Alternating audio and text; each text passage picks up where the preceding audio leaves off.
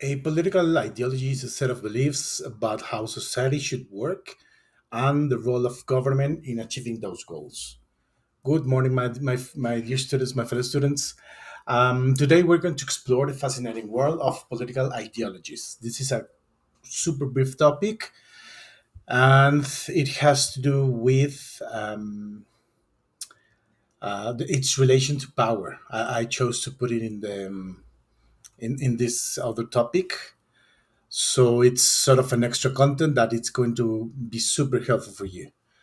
And as I was saying, today we're going to explore the fascinating world of political ideologies. And by the end of this brief video, you will be able to identify and understand the main political ideologies that shape our world. So by now, maybe you have heard terms like liberal, conservative, socialist, libertarian. Uh, do you know what they mean? Do you know what, or do you think you know what they mean? We're going to address briefly each one of them so you can have a better understanding because these are the four main positions into the political ideologies map. Liberalism has to do with or focuses on individual freedoms, democracy, and equality. Conservatism emphasizes tradition, social stability, and maintaining established institutions. Socialism, on the other hand, advocates for social ownership and equal distribution of resources, and libertarianism prioritizes individual liberty and minimal government intervention. We're going to speak a little bit more about it when we get into the part of particularly the political coordinates test. But first of all, we need to speak about ideology, which is really relevant before we get into the political ideology section. In this slide, you can see more punctual definition of what ideology is. But in general terms, you can understand it as a set of beliefs or ideas that a person or a group of a country, a region, and so on holds. And this reason do not stick to just pure epistemic motives. Like what I'm trying to say is, ideology doesn't have to do only with pure knowledge per se. It was coined by this guy by Tracy in the by the end of the 18th century, and it helped describe at that moment. It helped describe the differences between what we do by impulse mainly, and also what we do by processes of thinking about any given topic. Of course, ideology has a lot to do with political reasons or economic reasoning, because we usually speak about ideology through the scope of social studies, economic studies, and so on. So let me move on with precisely political ideologies.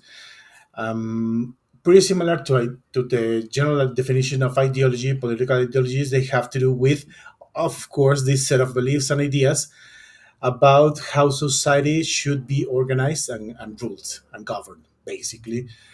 Um, and also, I want to specifically address the options that are shown in the test that we used in class, the political coordinates test, that they have to do with social democracy, conservatism, social liberalism, and libertarianism.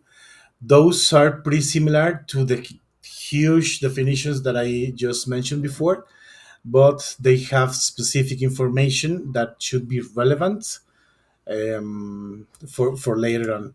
So let me move on. This is a political ideologies map. You can focus on the details when you see the presentation. I don't want to waste time on this, and I want to move into the definition of the political coordinates test, but not according to this table because this table is quite boring.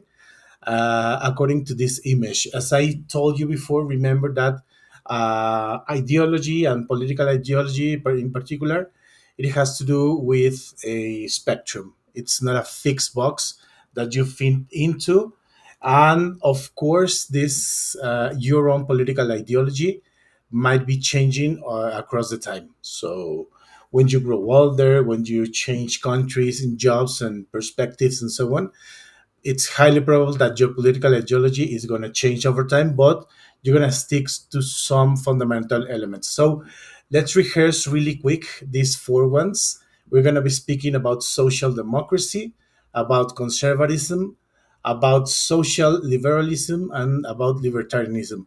Some of you might have gotten the centrist political perspective, which encompasses both the good and the bad about those different points of view. So the first one, social democracy, it advocates for a peaceful evolutionary transition from capitalism to socialism through democratic means. For example, uh, by having free markets and having elections. It supports political and economic democracy, aiming to combine the efficiency of a market economy with the fairness of social welfare programs. So, in some cases around the world, we can see, let me go back into the map, we can see this implementation about the social democracy. It's going to be interesting when you look at this map because it's a detailed view about how's it going on in the world right now, but you can do later on that. Sorry. Going back into the definitions, let's speak about conservatism. Conservatism emphasizes the value of traditional institutions and practices. It advocates for maintaining established customs and values, preferring gradual development over abrupt change. That's basically the huge aspect of conservatism. Remember, it doesn't have to do with communism per se. It has some information about or some practices, but do not get confused because I've seen that some of you got confused with both terms and they are significantly different from one to each other. The next one is social liberalism. That's a political posture that combines liberal principles of individual freedom with a focus on social justice. It supports a regulated market economy, the expansion of civil and political rights, and the provision of social services to ensure a fair distribution of wealth and opportunities. And the last one, it is called libertarianism. This is a political philosophy that emphasizes individual liberty at its core value. It advocates for minimal state intervention in both the free market and the private lives of the citizens. Libertarians believe that in maximizing personal freedom and autonomy, often opposing government authority and regulation.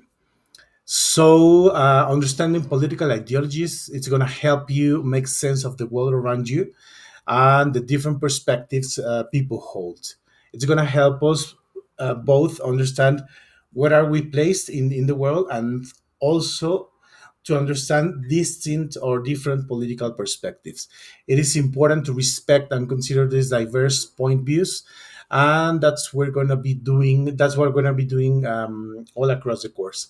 So I hope this information was helpful and see you on the next video. Thank you.